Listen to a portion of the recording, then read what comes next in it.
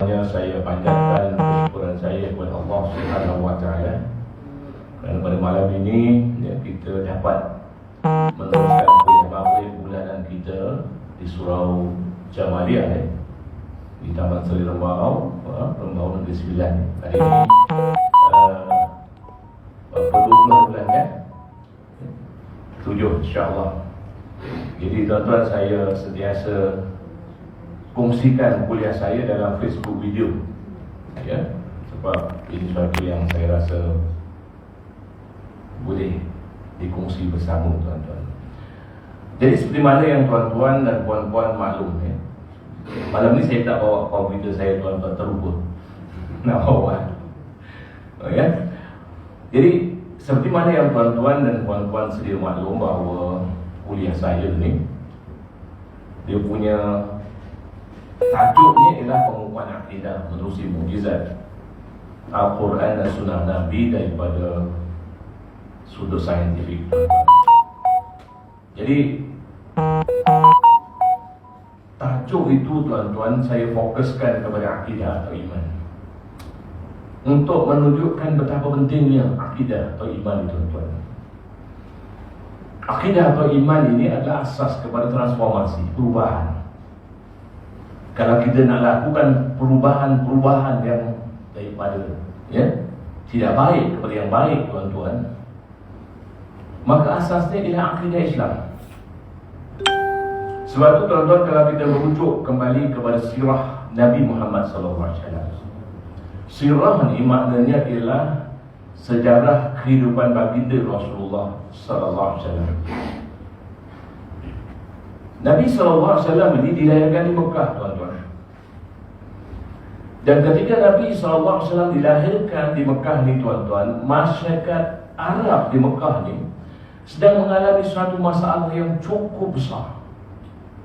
Antaranya kerana mereka disyirik kepada Allah Ta'ala.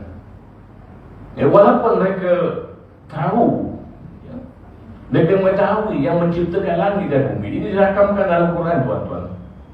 Yang mencipta langit dan bumi, mereka akan kata Allah, tetapi mereka syirik kepada Allah Subhanahu wa taala. Mereka menyembah berhala. Berhala diletakkan di Kaabah tuan-tuan, kiblat kita tuan-tuan dahulunya itu penuh dengan berhala. Ada berhala yang bernama Allat. Allat itu menurut ahli tafsir tuan-tuan asalnya bukan Allah. Al-Hubal, Al-Manat, tuan-tuan, Al-Izzah. Ini diletakkan di Kaabah tuan-tuan, dan mereka sembah. Tuan-tuan, apa lagi masalah yang mereka hadapi tuan-tuan? Orang-orang di Mekah itu mengalami keruntuhan akhlak yang sangat teruk tuan-tuan. Bukan saja mereka menyembah berhala, bahkan tuan-tuan dan puan-puan, mereka bersifat perkauman yang sangat tebal tuan-tuan. Kalau tuan-tuan membaca sirah Nabi Muhammad SAW tuan-tuan, kita dapati kabilah-kabilah yang begitu banyak di Mekah ketika itu tuan-tuan. Mereka sering berkelahi, berperang antara satu sama lain tuan-tuan. Dan apabila sahaja kaum masing-masing mempunyai pertelengkahan antara satu dengan lain tuan-tuan, kaum masing-masing akan berdiri belakang kaum masing-masing. Mereka menyokongnya walaupun mereka tahu kaum mereka salah. Ini situasi di Mekah pada ketika itu. Bukan itu saja tuan-tuan, kita baca dalam sejarah Islam tuan-tuan, di mana kalangan orang-orang musyrikin ini dia minum arak. Sehingga kan tuan-tuan, Allah Ta'ala larang arak ni tuan-tuan secara berperingkat-peringkat, bukan sekaligus. Sebab mereka suka minum arak tuan-tuan. Mereka berzina, mereka berjudi, dan mereka akan berhimpun di Kaabah ni tuan-tuan. Mereka bertanding syair-syair, dan syair-syair itu akan digantung di atas dekat pintu Kaabah itu tuan-tuan, dan mereka tawaf di pintu Kaabah tanpa berpakaian tuan-tuan. Itu kerosakan akhlak masyarakat Arab yang begitu teruk sekali tuan-tuan. Sebab itu ketika Nabi SAW berumur 40 tahun Baginda Rasulullah SAW telah pergi beruzlah. Di mana tuan-tuan? Di Buhairah. Memikirkan akan masalah yang dihadapi oleh masyarakat baginda ketika itu, tuan-tuan. Ya? Bagi kita, tuan-tuan, kalau kita ini melihat masyarakat kita mengalami masalah kebutuhan akhlak, itu pun risau juga kan, tuan-tuan? Terutama kalangan mereka yang memang prihatin lah, tuan-tuan, tengok masyarakat kita rosak begitu sekali. Maka kita akan terfikir bagaimana agaknya nak islahkan, nak memperbaiki masyarakat kita. Sebab itu, tuan-tuan, fokus Nabi SAW selama 13 tahun di Makkah ni, tuan-tuan, ialah iman, akidah. Tidak ada ayat-ayat yang berkaitan dengan hukum hakam diturunkan di Mekah selama 13 tahun Nabi berada di Mekah. Sebab itu, tuan-tuan, apabila kekuatan akidah para sahabat Nabi ini telah terbina, tuan-tuan, Nabi berdakwah, tidak jemu-jemu Nabi berdakwah kepada orang-orang di Makkah ni, tuan-tuan. Dari masa ke semasa, orang yang beriman kepada Allah dan Rasul-Nya bertambah, tuan-tuan. Kekuatan akidah mereka terbina. Lantaran itu, tuan-tuan, apabila Nabi SAW berhijrah ke Madinah, sahabat-sahabat Nabi mengikut Nabi SAW untuk berhijrah, tuan-tuan. Walaupun mereka terpaksa meninggalkan bumi Mekah yang mereka sayangi. Mereka terpaksa meninggalkan sanak saudara mereka di Mekah. Mereka terpaksa meninggalkan harta benda mereka dipegang kerana kekuatan akidah mereka mengikut Rasulullah SAW. Itu kesan akidah, tuan-tuan. Dan mengalami transformasi yang tidak pernah berlaku mengikut ahli sejarah, tuan-tuan. Perubahan yang begitu hebat sekali berlaku di kalangan masyarakat yang asalnya porak-poranda, akhlaknya buruk, menyembah berhala, bersifat perkauman, boleh mengalami transformasi yang cukup besar apabila mereka mempunyai kekuatan akidah atau iman. Keduanya, tuan-tuan, alhamdulillah kita ini dilahirkan dalam iman. Alhamdulillah, tuan-tuan, ini satu nikmat Allah yang sangat besar. Kita dilahirkan dalam Islam ini, tuan-tuan, adalah satu rahmat Allah yang sangat besar. Dan tuan-tuan boleh lihat di keliling kita ni, tuan-tuan, di Rembau ni, tuan-tuan. Misalnya tuan-tuan pergi ke Minggu sana, tuan-tuan, ramai yang tidak Islam, tuan-tuan. Walaupun bahasa mereka sama dengan bahasa kita, ada sebahagian daripada adat dia sama dengan kita, tuan-tuan, tetapi dia tidak Islam kerana mereka bukan dilahirkan dalam keluarga Islam. Di Pekan Rembau, ramai yang tidak Islam hanya kerana ibu bapa mereka tidak Islam. Sebab itu, tuan-tuan, dilahirkan dalam iman, dalam Islam ini merupakan satu rahmat Allah yang sangat besar, tuan-tuan. Tetapi iman yang kita warisi ini tidak kuat, tuan-tuan. Sebab kita sebut iman ini iman taklid, iman ikut-ikutan. Walaupun itu rahmat Allah yang sangat besar, tuan-tuan, itu iman yang kita ikut daripada ibu bapa kita. Apabila ibu bapa kita lahir ke dunia ini, tuan-tuan, ibu bapa kita menamakan kita dengan nama Islam dan menuliskan agama kita agama Islam. Kita tak pernah tengok bukti Islam itu agama yang benar. Tak pernah, tuan-tuan. Sebab itu, tuan-tuan, apabila datang cabaran-cabaran, ujian-ujian yang datang kepada kita dalam berbagai bentuk lah, tuan-tuan. Sama ada bentuk itu bentuk kemiskinan, miskin, lalu datang orang memujuk mereka untuk menukar agama, maka mereka tukar agama. Sama ada dalam bentuk kekayaan, kemewahan hidup, tuan-tuan, hingga mereka ini melupakan agamanya, melanggar syariat Allah. Contohnya, tuan-tuan, ataupun mereka jatuh cinta, tuan-tuan. Kalau anak-anak muda mereka cinta kepada orang yang bukan seagama mereka, lalu mereka menukar agama. Ataupun berbagai-bagai sebab lagi, tuan-tuan. Saya berani berkata demikian, tuan-tuan, sebab kita dah dapat tengok banyak peristiwa di mana mereka yang dilahirkan Islam murtad. Minta maaf rakan-rakan di Indonesia, Di Indonesia suatu ketika, tuan-tuan, bukan sedikit bilangan mereka yang menganut agama lain, tuan-tuan. Sehingga seorang Pak Kiai yang bernama Sadraj tuan-tuan, orang Indonesia panggil kiai tuan-tuan, dia boleh jadi pendakwah Kristian. Tuan-tuan, ini berlaku di Indonesia. Tapi alhamdulillah tuan-tuan, mengikut maklumat yang saya dapat dari sahabat saya daripada Yogyakarta tuan-tuan, ya, mengatakan bahawa sekarang gelombang kembali kepada Islam ni tuan-tuan sedang berlaku di Indonesia. Betul juga gelombang Islam di Filipina tuan-tuan, di kalangan ya orang-orang Filipina yang asalnya Filipina itu, ya, nama ya Bandar Manila itu ialah Fi Amanillah. Fi Amanillah ini dalam keamanan Allah tuan-tuan. Sekarang tuan-tuan, mereka sedang kembali kepada Islam, alhamdulillah. Tuan-tuan, saya nak tunjukkan kepada tuan-tuan peristiwa-peristiwa bagaimana ya mereka yang berpegang pada agama, mempunyai pendidikan agama, akhirnya tuan-tuan mereka menjadi murtad.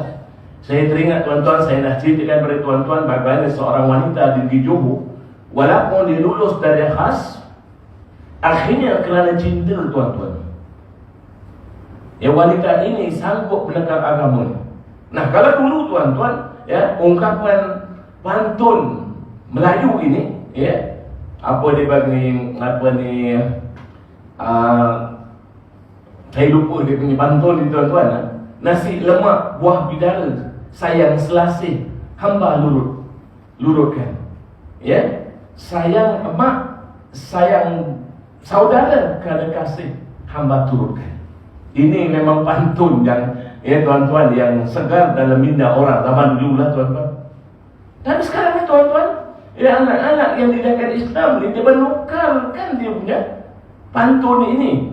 Ya, nasi lemak buah bidara, sayang selasih hamba lurutkan.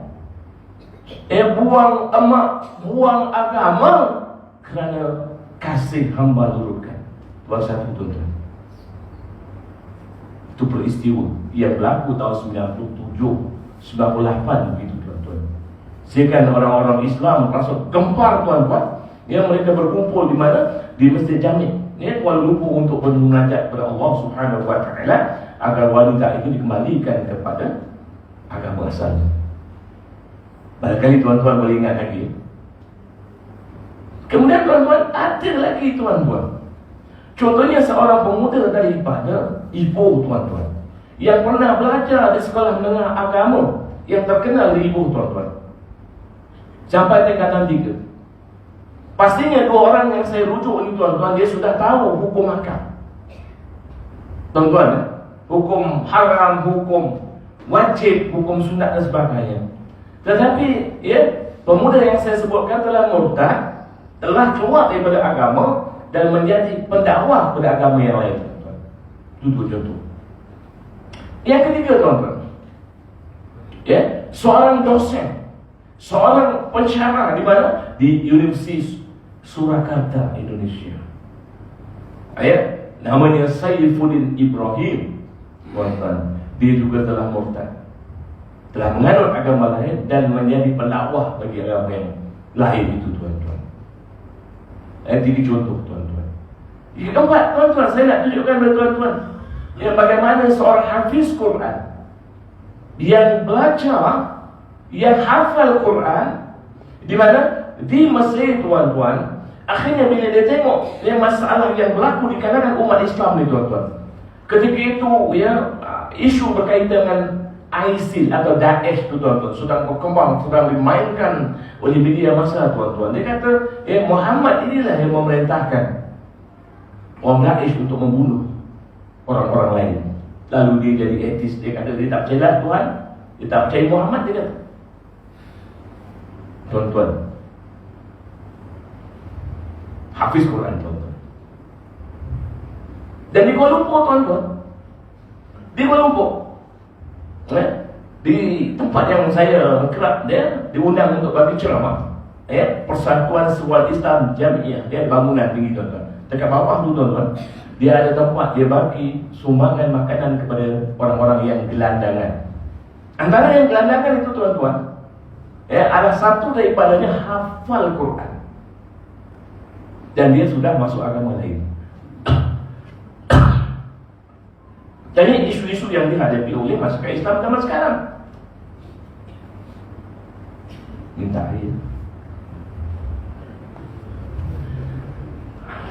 Dan isu yang lebih besar tuan-tuan dan puan-puan yang barangkali kita tak sedar ialah betapa ramainya kalangan anak-anak Melayu, anak-anak yang didirikan dalam agama Islam ini menjadi ateis. Dan saya gemar untuk mengatakan kalangan mereka yang mencari jalan pulang.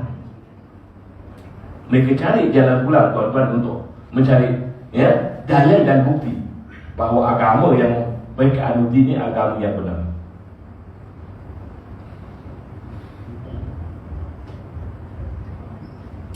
Sebab itulah tuan-tuan dan puan-puan, saya nak tegaskan di sini, iman yang kita warisi ini tuan-tuan, yang diwarisi oleh umat Islam daripada ibu bapa mereka mesti diperkukuhkan. Bagaimana memperkukuhkannya tuan-tuan? Dengan dalil, dengan bukti. Dengan bukti-bukti tuan-tuan, supaya iman itu kuat.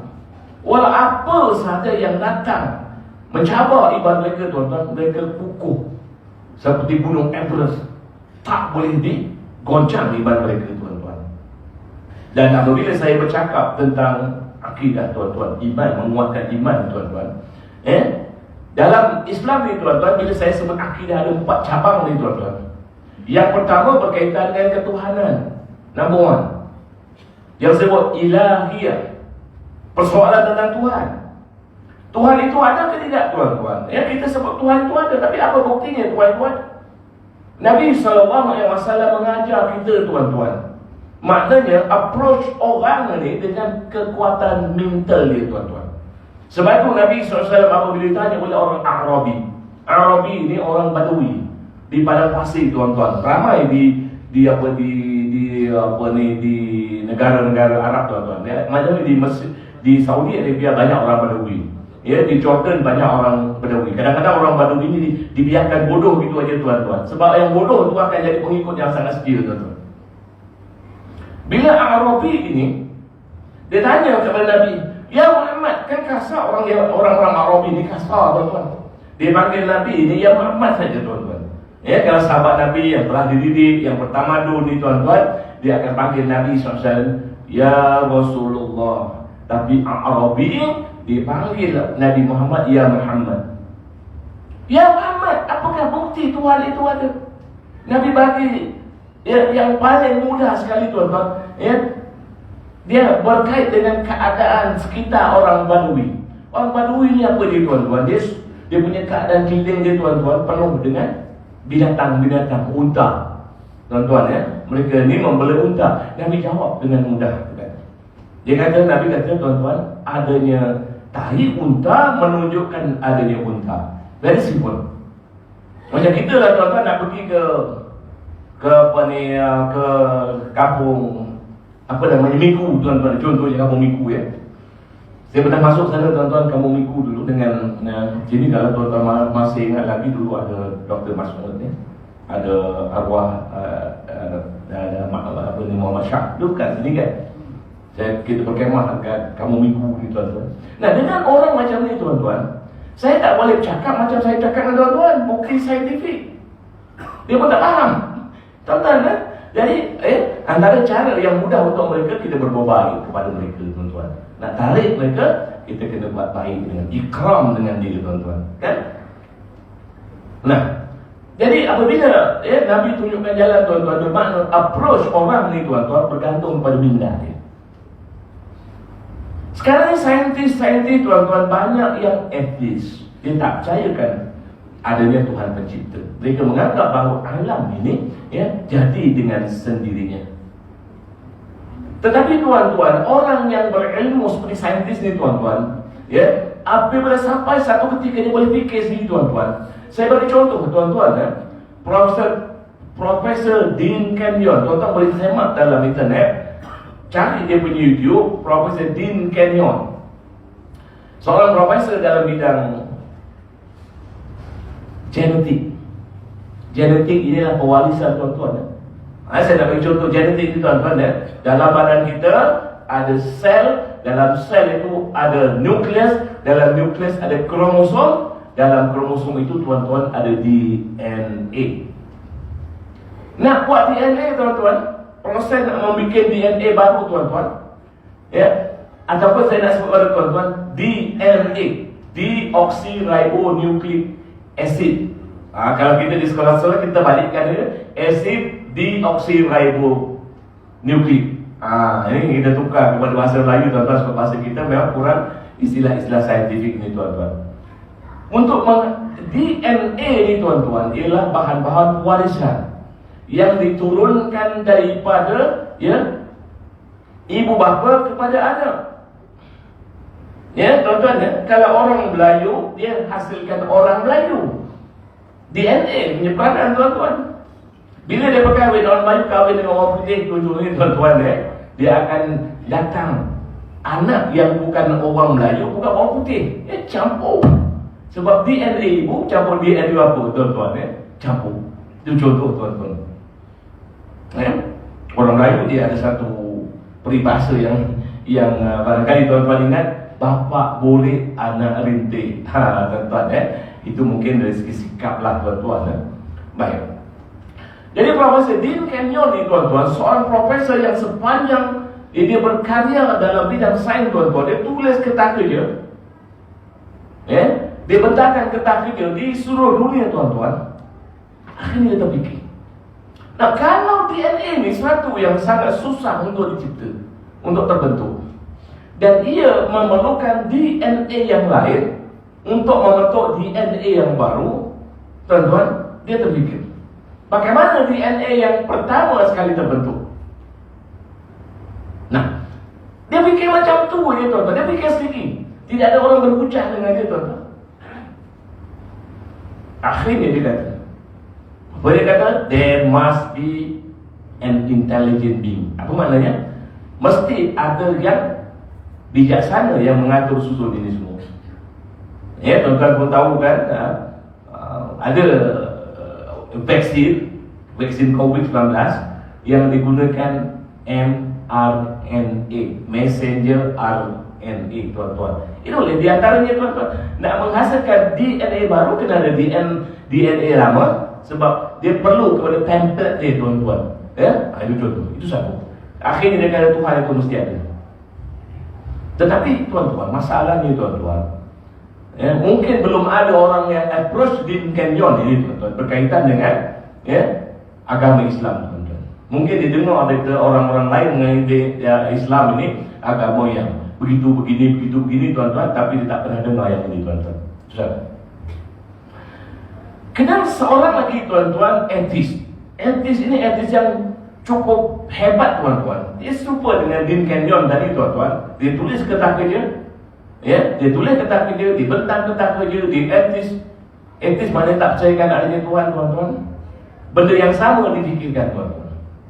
Dia kata, kalaulah DNA ni suatu sebatian yang mencam, yang kompleks, bagaimana DNA yang pertama dihasilkan?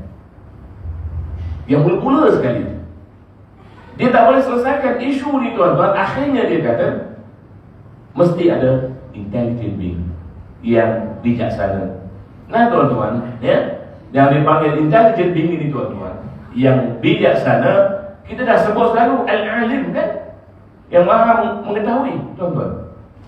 Dua orang tokoh etis, telah tinggalkan kepercayaan tidak ada Tuhan, akhirnya percayakan Tuhan itu ada. Tuan-tuan dan puan-puan sekalian. Nah sekarang ni tuan-tuan, barangkali tuan-tuan sedang mengikuti apa yang sedang dilihat oleh teleskop yang paling besar yang tak pernah dibuat sebelum ini oleh saintis. Teleskop itu nama James Webb Teleskop. Tuan-tuan, dia ambil gambar. Dia ambil gambar apa tuan-tuan? Permulaan kejadian alam semesta. Dia kaji, dia tengok gambar, tuan-tuan boleh tengok dalam internet. James Webb Teleskop, nanti dia akan tunjuk bagaimana mereka telah dapat mencerap, memerhatikan galaksi-galaksi dalam proses pembikinan dia, dalam proses pembentukan itu. Dan itu ialah 13.5 bilion yang lalu. Dan mereka teleskop Teleskop ini akan terus-menerus membuat kajian tuan-tuan Dia baru beberapa bulan, tahun 21 ni tuan-tuan baru dilancarkan, sekarang baru dapat hasilnya. Teleskop ini akan terus mengkaji sampai permulaan detik awal. Saintis dia sedang membahaskan dari mana datangnya benda-benda macam ni. Dari mana benda yang mawujud ini?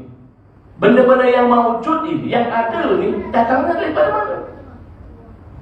Jadi mereka membuat satu telahan. Dia kata benda-benda yang wujud datangnya daripada benda-benda yang tidak wujud. Tuan-tuan baca Al-mawjud ya'ti min ghairil mawjud. Ini bahasa Arab mudah tadi lah. Benda yang ada datangnya daripada benda yang tak ada. Tuan-tuan, bagi orang Islam tak ada masalah ni tuan-tuan. Kalau dia katakan benda ni datang daripada benda yang tak ada pun, tak ada masalah. Bagi kita tuan-tuan, tuan-tuan selalu sebut Badi'us samawati wal ard. Dia pemula langit dan bumi. Makna pemula tidak ada contoh, tidak ada apa-apa sebelum itu tuan-tuan. Subhanallah. Dan saintis-saintis tersebut tuan-tuan, mereka menggunakan kaedah matematik untuk meramalkan bahawa permulaan alam semesta ini datang dari sesuatu yang tidak wujud. Allahu Akbar tuan-tuan. Itu yang pertama tuan-tuan. Jadi persoalan tentang wujudnya Tuhan daripada dulu sampai sekarang pun orang duk bikin ada yang mengatakan kalau saya nampak Tuhan baru saya nak percayakan ada Tuhan. Ada tuan-tuan saya pernah mengikuti satu ceramah tuan-tuan di Universiti Islam Antarabangsa tuan-tuan. Ada orang yang mengatakan I will only live in God if I can see God. Tuan-tuan, benda ni sudah diucapkan daripada dulu. Zaman Nabi Musa AS pun tuan-tuan, ada orang mengatakan kami akan percayakan Tuhan kalau ada saya boleh nampak Tuhan. Jadi sepanjang zaman daripada dulu sampai sekarang, ada saja orang yang berhujah mengatakan kalau dia mau percayakan Tuhan, dia kena tengok Tuhan. Tuan-tuan, sebab manusia ni tuan-tuan, dia nak tengok buktikan dengan akal ni tuan-tuan. Jadi persoalan tentang ketuhanan ini memang sentiasa wujud dalam minda. Dan sekarang ni tuan-tuan ada kalangan mereka yang tidak percayakan ada Tuhan berdasarkan ke mereka ia tidak sesuai dengan pengetahuan sains. Maknanya adanya Tuhan tidak boleh dibuktikan secara saintifik kata mereka. Lalu mereka mengatakan bahawa agama dan Tuhan ini tidak relevan kepada manusia. Saya bagi contoh tuan-tuan, antara yang berkata demikian ialah Profesor Richard Dawkins, seorang profesor daripada University of Cambridge, yang menulis satu buku tuan-tuan. Buku itu bernama The God Delusion. Makna God Delusion ialah percayakan Tuhan tanpa ada bukti-bukti tuan-tuan. God Delusion itu tuan-tuan. Dan buku ni tuan-tuan, kalau tuan-tuan nak baca dah tuan-tuan tuan-tuan boleh cari dekat Mid Valley MPH. Dan dia sebut dengan terang tuan-tuan, tujuan dia tulis buku bukan cari duit. Dia kata dia nak bawa orang ni supaya jangan percayakan adanya Tuhan. Yang pun yang baca akhirnya dia tak percaya adanya Tuhan tuan-tuan. Itu persoalan tentang ketuhanan. Yang keduanya tuan-tuan, akidah Islam ni tuan-tuan, bahagian kedua kita sebut sebagai perkara sam'iyah. Nah, perkara sam'iyah ni tuan-tuan, perkara-perkara berkaitan dengan adanya alam gaib, adanya alam akhirat sebagainya tuan-tuan. Yang mana ia tidak boleh dibuktikan dengan akal. Contohnya hari kebangkitan semula. Hari kebangkitan semula tuan-tuan, perkara sam'iyah, ia tidak boleh dibuktikan dengan akal. Bahkan dia tak boleh dibuat research pun. Tuan-tuan, kalau ada orang mengatakan dia buat research dalam bidang sam'iyah tuan-tuan, membuat kajian secara apa-apalah tuan-tuan berkaitan dengan sam'iyah, dia tak boleh buat kajian. Kecuali tuan-tuan, kalau ia disebutkan oleh Quran dan hadis Nabi, tuan-tuan, barulah benda itu boleh diperbincangkan tuan-tuan. Atau boleh disampaikan tuan-tuan. Kalau tidak disebut oleh Al-Quran dan hadis Nabi tuan-tuan, kita tak boleh memandai-mandai mengadakan cerita-cerita tentang perkara-perkara seperti ini tuan-tuan. Itu sam'ian. Ya, perkara Arab, ghaib yang ketiga, yang keempat nubuwah, tuan-tuan. Nah, tuan-tuan, maknanya kalau kita yakin kepada 4 cabang akidah ni, tuan-tuan, uluhiyahnya kita yakin dan percaya, ya, sam'iyahnya kita yakin dan percaya, ghaibiyahnya kita yakin dan percaya, dan kemudian nubuwah kita yakin dan percaya, tuan-tuan, maka kita akan patuh kepada syariat Allah Subhanahu wa ta'ala. Maknanya apa, tuan-tuan? Ya, kita dah yakin, tuan-tuan. Semua orang yakin, tuan-tuan, kita akan mati. Nobody does not believe. Tak ada orang yang tak percaya dia akan mati. Dia akan mati. Kalau sekarang ni, tuan-tuan, kita berumur katakanlah 60 tahun, tuan-tuan, 100 tahun, 30 tahun, 40 tahun akan datang, memang kita dah tak ada lah. Kita berada di mana, tuan-tuan? Di perut bumi. Dan itu memang sudah jadi kepastikan. Ya, kullu nafsin dha'iqatul maut. Dan apa yang kita harapkan, tuan-tuan? Kalau kita yakin dengan perkara-perkara yang saya sebut ni, tuan-tuan, kita mengharapkan pahala, kita mengharapkan ganjaran dari Allah Subhanahu wa ta'ala. Tuan-tuan, amalan kita di dunia ini jadi baik. Sebab kita nak menjauhi balasan tidak baik yang Allah Ta'ala janjikan kepada kita semua. Jadi kita tidak akan melakukan perkara-perkara yang haram yang dilarang oleh Allah Ta'ala, seperti rasuah contohnya, tuan-tuan, yang membarah di negara kita sekarang. Jadi, tuan-tuan, dan kita barangkali adalah biarlah orang nak ambil duit. Ya, kalau dia nak ambil, tuan-tuan, dia kesan pada kita sebenarnya, tuan-tuan. Cuba bayangkan, tuan-tuan, kalau tuan-tuan seorang pengetua, contohnya lah, tuan-tuan, datang seorang pembekal makanan kantin, contohnya makanan kantin. Ini saya beri contoh hanya tentang rasuah, tuan-tuan. Dia jumpa pengetua, dia kata, pengetua bagilah kat saya, ya, saya bagi paling murah sekali. Dia kata, apa? Kalau sekarang ni katakanlah RM15 satu kepala, saya bagi RM10 je. Pengetua pun nak, boleh? Ya? Saya akan bagi tuan pengetua satu orang RM1 setiap hari. Katakanlah di sekolah itu ada 500 pelajar. Berapa dia dapat satu hari? RM500. Satu bulan? Berapa banyak, tuan? Tak boleh kira. Tapi yang ini aja anak-anak kita.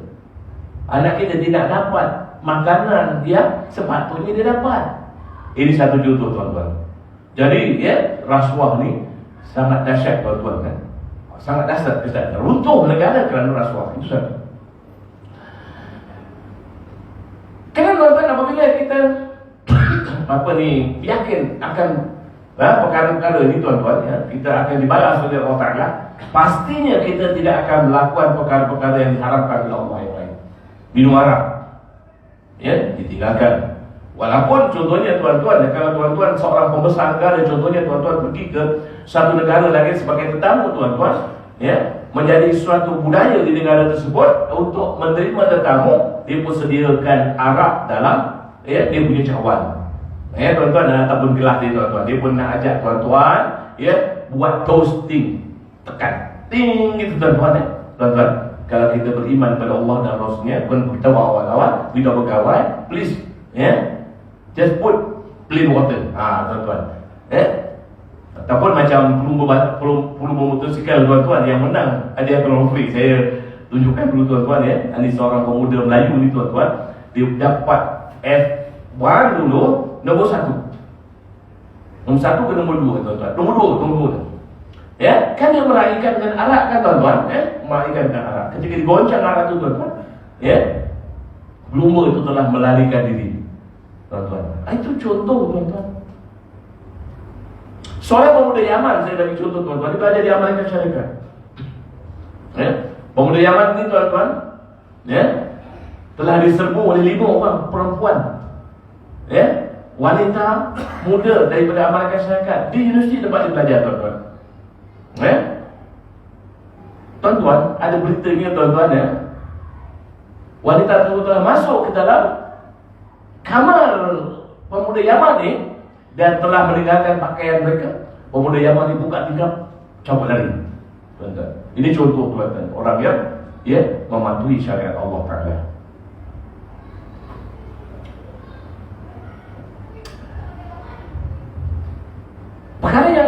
diperintahkan oleh Allah Ta'ala, ya, kita akan lakukan sebaik mungkin, tuan-tuan.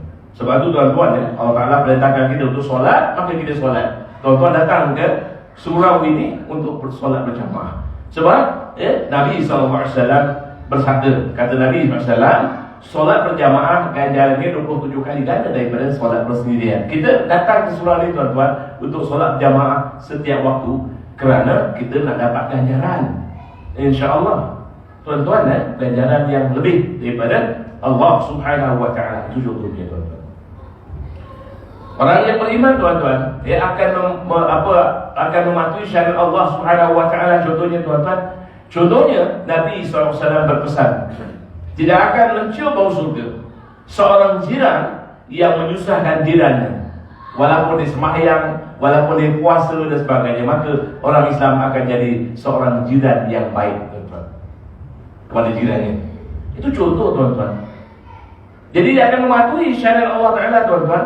Yang haram ditinggalkan, yang wajib dilakukan, yang sunat dicuba, ya, buat dengan, ya, sebanyak-banyaknya, tuan-tuan. Yang makruh ditinggalkan, tuan-tuan.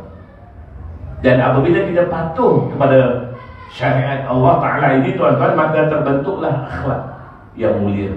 Orang Islam tak rasuah, contohnya. Contohnya, tuan-tuan, Pak Haji tu jangan cuba-cuba tu bagi rasuah, dia tamu. Pak Haji tu berlaku satu tiga dulu, tuan-tuan. Jadi orang tahu orang Islam tak ambil rasuah, jangan main, tuan-tuan. Selain itu, tuan-tuan, apabila ada isu-isu masyarakat, if we have problem, in our society, kalau kita berhadapan dengan berbagai masalah akhlak, tuan-tuan, yang kita nak troubleshoot, dari istilah yang kita gunakan troubleshoot ini untuk komputer, ya, tuan-tuan, biasanya kalau komputer kita ada masalah, kita troubleshoot, tuan-tuan. Jadi kalau ada masalah-masalah akhlak dalam masyarakat kita, yang nak di troubleshoot ialah akidah, iman, tuan-tuan. Bukan kita mengatakan kalau tak nutup aurat dosa. Nak cakap 1000 kali pun, tuan-tuan, dia tak akan dengar. Sebab iman dia belum ada. Ada satu peristiwa, tuan-tuan, seorang budak Melayu, perempuan, dia jadi bosnya. Sekarang orang tak dengar lagi bunyi bosnya, tuan-tuan. Dulu masa saya berada di sekolah, popular istilah bosnya, bojan, tuan-tuan. Sekarang orang tak dengar lagi, tuan-tuan. Jadi bosnya lelaki Melayu ni, tuan-tuan, dibela oleh seorang tokek. Dibayarnya 4,000 sebulan dan dibagi duit kepada ibu dia. Kawan saya, tuan-tuan, buat kajian. Kawan saya di UKM, tuan-tuan, buat kajian. Dia tanya budak dia, awak ni tak takut dosa ke? Apa jawabannya? Mana ada dosa? Mana ada pahala? Mana ada akhirat? Ini semua bohong, dia kata.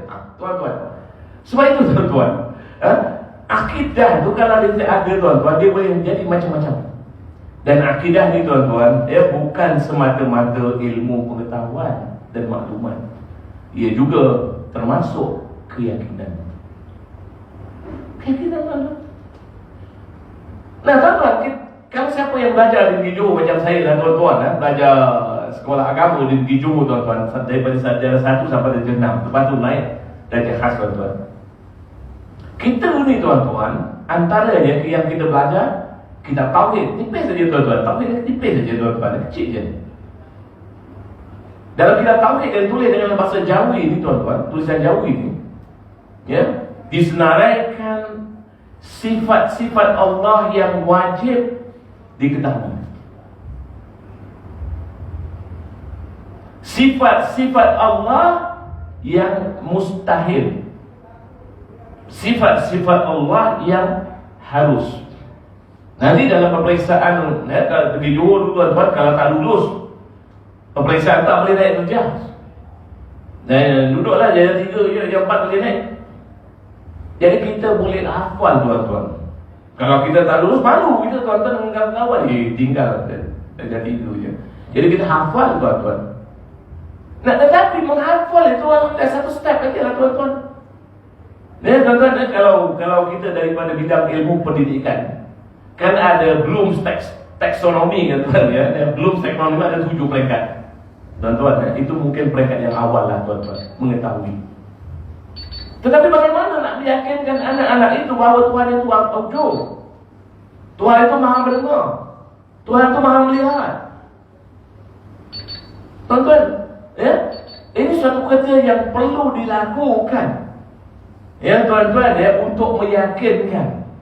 Jadi sebab itulah cikgu-cikgu di sekolah tuan-tuan, khususnya cikgu-cikgu agama, bukan saja mengajar ya untuk memberi ilmu pada pelajar-pelajar, tetapi satu tugas yang sangat penting ialah bagaimana nak meyakinkan pelajar tentang perkara-perkara seperti itu. Tuan-tuan, dalam Asmaul Husna ada 99 sifat Allah. Bagaimana kita nak yakinkan orang? Tuan-tuan boleh hafal dia punya nasyid. Allahul ladzi la ilaha illa huwar rahmanur rahim. Sampai habis tuan-tuan, tuan-tuan hafal.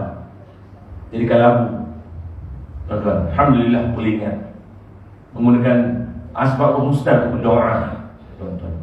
Tetapi bagaimana kita nak meyakinkan manusia tentang ya, contohnya sifat Allah Al-Hasib, sifat Allah Al-Mutakabbir, sifat Allah yang lain-lain tuan-tuan, Al-Basir, Al-Alim dan sebagainya tuan-tuan. Itu kerja yang kita kena lakukan tuan-tuan zaman sekarang ini tuan-tuan. Bagaimana nak membuktikannya supaya orang yakin. Jadi bila orang yakin tuan-tuan, dia berbeza dengan orang yang tahu. Yakin dan tahu sekali tuan-tuan ya. Dan tahu, nak banyak-banyak kita nak yakinkan. Itu satu tugas yang perlu digarap dari pendakwah-pendakwah tuan-tuan. Dan fokus kita adalah akidah. Kita terapkan akidah. Barulah nanti kita beritahu, ya fulan, ya fulana, ya kamu orang-orang beriman seperti mana Allah Taala sebutkan dalam Al-Quran, qul lil mu'minati yaghdudna min absarihinna. Qul lil mu'minina. Ya, jadi Allah Taala perintahkan orang mukminat, mukminin tuan-tuan contohnya. Sebab itu tuan-tuan ya, apabila Allah Taala memberi peringatan kepada orang-orang yang beriman, Allah Taala mulakan dengan ya ayyuhallazina amanu, contohnya tuan-tuan. Ya ayyuhallazina amanu in ja'akum fasiqun binaba'in fatabayyanu. Wahai orang-orang yang beriman, ya, kalau datang kepada kamu orang-orang yang fasik membawa berita, fatabayyanu. Ya, tabayyunlah tuan-tuan yang selalu sini tuan-tuan menyebutkan tuan-tuan. Ini disebut ya dalam surah Al-Quran tuan-tuan ya, dalam surah Al-Mu'minun pun Allah Taala sebut ya qad aflahal mu'minun. Tuan-tuan kan? Jadi ini ialah ya peringatan perintah-perintah Allah kepada orang-orang yang beriman. Tuan-tuan ya, kalau orang tak beriman tuan-tuan, dia susah nak patuh pada syariat Allah. Ya, jangan terperanjatlah tuan-tuan ya. Kalau tuan-tuan kadang-kadang kita melihat pelanggaran kepada syariat Islam ni tuan-tuan, bukan saja pelanggaran tetapi pelecehan kepada syariat Islam tu janganlah kita menggelabah tuan-tuan. Ini sudah berlaku ribuan tahun yang lalu tuan-tuan. Ya, orang-orang musyrikin bagaimana dia mencela Nabi sallallahu alaihi wasallam.